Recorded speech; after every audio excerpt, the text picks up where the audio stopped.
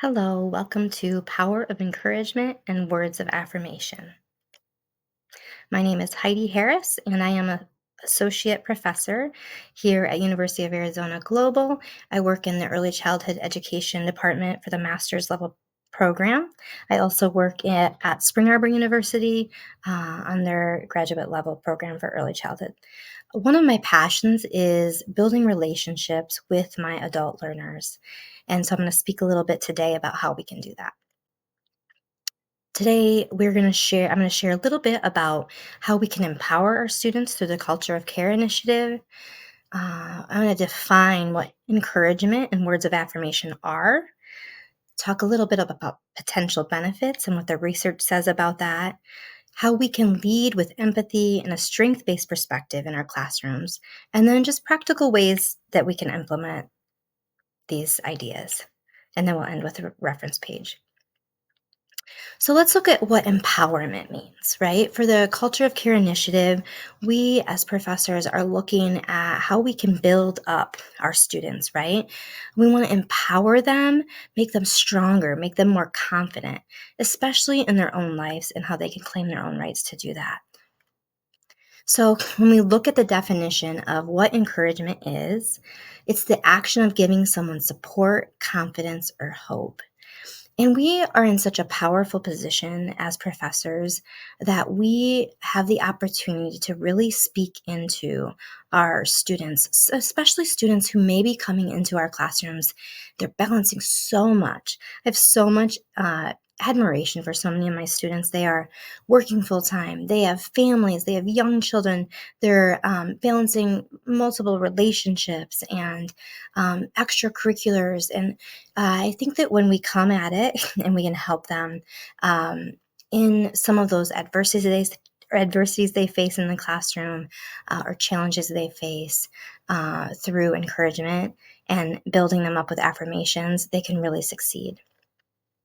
So, what are words of affirmation?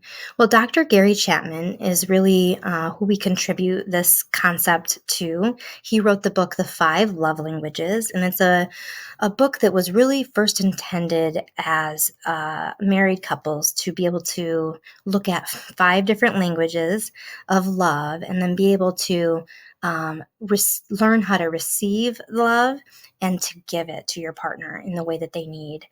But we look at words of affirmation as one of these five ways of love language. And he's also expanded this thought that we can use it with not only partnerships in marriage, but also we can look at it in workplace relationships, in our relationships with our children. So, really, what they are is they're simply true statements affirming the worth of another person and how much that can really help someone who's maybe at a really bad place or maybe haven't ever heard that before. And on the left, these are just some simple statements that we can use. And this was designed for kids from the Wholehearted School Counseling, but we also can use those with our adult students. And obviously, we look at this list and we think about how we can use it in the context of our adult learners. But you bring so much joy to this world. You own this. You're so strong. You're so brave. I tell my students so many times, like, I see you. That's powerful, right? I acknowledge what you're carrying, and you're going to do this. So we look at the theory and the research behind the concepts that we're going to talk about. Howard Gardner's one that I love. His multiple intelligence theory tells us that not all intelligences should be seen in one way, right? Same thing that we can apply here is like we as professors look to find those individual intelligences that we see in our students and we speak that into them, right?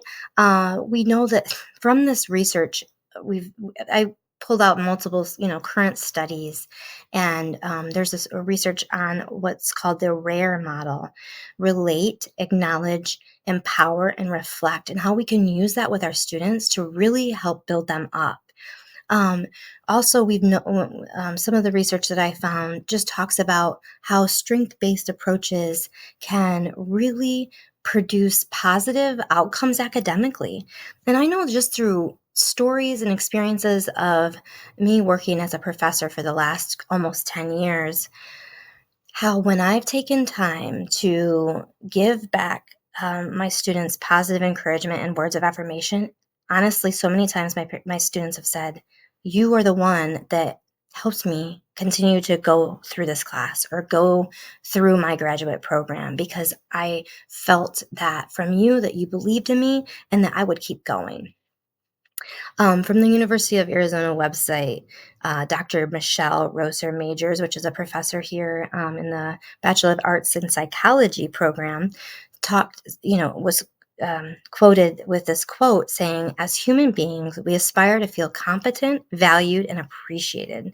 Positive words have this type of power, creating the solid foundations needed to build strong, productive relationships that resonate clear lines of communication." Wow, that's said really well, and that's really so much of why we're doing what we're doing. So I think as a professor, we obviously have a responsibility to hold high expectations for our students, right? But we also can do that in a way where we're leading with empathy and we're showing a strength-based perspective. We're probably always, maybe given emails, sent emails like, "Oh, I can't finish this project because of this," or "I can't get to this deadline." And sometimes we think, "Oh, that's just an excuse."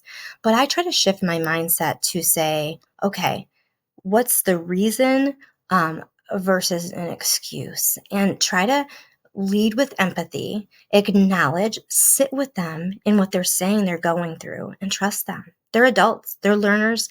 They need to be given that. And what I would love for you this is a short video presentation, so I'm not going to play it right now. But if you haven't seen this video from Brene Brown, I highly recommend it. It's just a couple minute video that really defines what empathy is. And when we can just sit with our students, we don't have to fix it. We can just say, "I see you. This is hard. You're going through this and it's really hard." That means so much to them. And then Every Child Needs a Champion is a video that I watch often to help reignite my passion for teaching. And I think she talks about a student that she had that got a 2 out of 20 on a test. And instead of saying, "You got 18 wrong," she said, "You got 2 right. You're on a roll." And I think we have the power of doing that. Let's build up our students, uh, even when it's hard, even when they're not, getting the grades that maybe they should. But we can start with what's their strength. Try to pull that out, and that can really help them to feel motivation and confidence to keep going. So, what are some practical ways that we can do this in our classrooms? Through email, discussion boards, announcements, assignment feedback, and then phone calls or video messages back to them. So, in the online environment, we're in a unique position because we don't physically see our students. So, we have to sometimes be creative at ways that we can go ahead and be able to give the encouragement and words of affirmation. Email is probably our primary way of communicating with students. When I notice that a student is not active in my discussions or maybe not turning in the assignments on time, that's a great way for me to be able to reach out to them. Now, these are two examples of emails where the bottom one is when a student reached out to me. She was going through a really hard time. She had lost a baby and she was so sad and she was so close to quitting. And it's really interesting because we were able to, after this experience, this is when I had her for one of my first classes together. And then we actually ended up having, I think, 3 classes in the program together.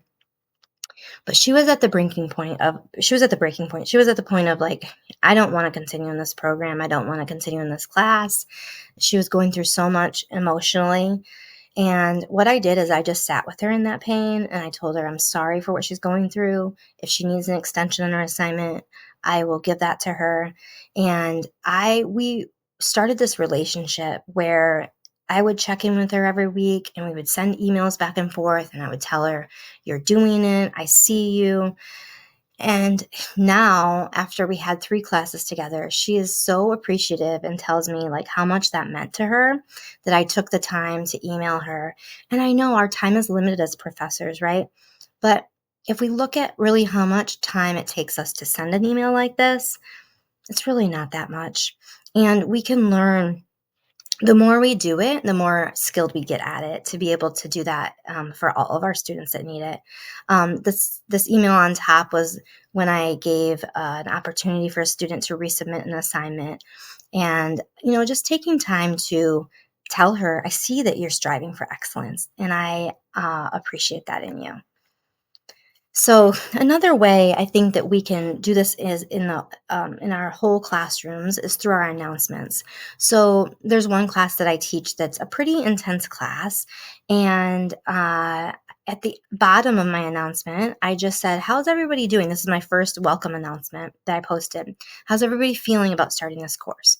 And then I open up the thread so that students can go back and forth and just share their feelings. And I think that's really a place where we can really help to empower students too, is by giving them opportunities to express their feelings, acknowledging their feeling, right? I say, I understand and I empathize with your apprehensiveness of the course, but I know you're going to do it and you're going to stay strong and your peers are going to help you. Assignment feedback. So these are three different students that I had. The one on the left was really struggling with data collection for a thesis course that's really overwhelming. And I, just took time to say, like, I understand these are concerns, but I see you in it, and you're doing such a great job. Just keep it up. And that's just a simple, sort of a blank statement way of being able to encourage students to keep going. And then um, the this email on the right hand side, this through assignment feedback, just talked a little bit about a student who was resubmitting, and she said, it's professors like you that motivate me to keep going and not giving up. That's what we want to be, right? We want our students to continue in the program. We want our students to be successful, to contribute to the field that they're going into. So we want to set them up for success in any way possible. And this is one way we can do that. And then I had another student who was struggling a bit. She had some a group assignment and it didn't go so well, but she was really trying to lead that team well. And I said, you're a highly creative and dedicated student, and I see that in you. Well, I want to say, to end the session, I think that we have such power in our classrooms to be able to share encouragement and words of affirmation. And we can do that in so many different ways. And I think just taking the time to respond to our students' needs, to look for opportunities to do that, and it pays off. I've had so many students when I get my evaluations at the end of the class saying, if it wasn't for that email you sent me giving me encouragement, I wouldn't keep going. That's why I continue to do what I did. And I do every day. So I hope this encourages you. And I want to challenge you that in your classrooms that you're currently teaching in, to every day do your best to send an email or an announcement or a discussion response with a word of encouragement or a word of affirmation. Thank you so much. Here's my email if anybody wants to contact me or get a hold of me. And this is the reference page for some of the, research and references that I referred to in the video. So thank you so much and have a wonderful day.